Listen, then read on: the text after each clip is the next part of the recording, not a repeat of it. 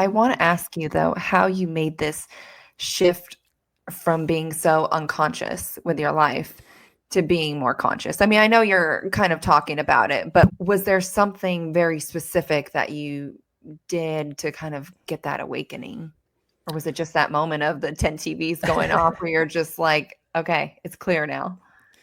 I'm not proud to say this now as much, but I was listening to a ton of Joe Rogan back then, and I remember he was having a conversation with somebody named Duncan Trussell, and they were talking about how weird is it that so many of us, like the vast majority of us, go to a job that we hate every day.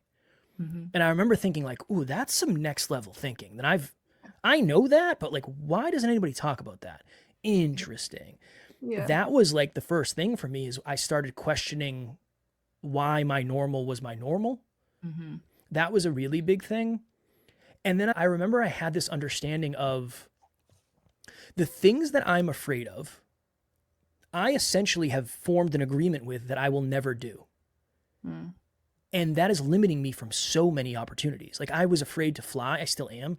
I was terrified of flying, and it was like, so I'll just never go anywhere Yeah. for forever. I'll never go anywhere. I don't know if I'm okay with that. So I Mhm. think it was an influx of content that I would say that was hinging on philosophical. And then I was asking myself a lot of like weird questions of like, why am I afraid of this? I would Mm. just ask why about Why? everything. Why? Yeah. Mhm. And then that led to me really focusing on chasing certain fears Mhm.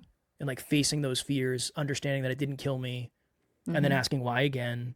So yeah, Yeah. it was a mixture of all of that. And my business partner has been a great mentor. So I Mhm. had somebody in my life saying like, "Kev, you're better than you think, man."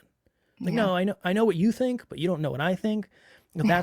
that's been very, very helpful for me as well.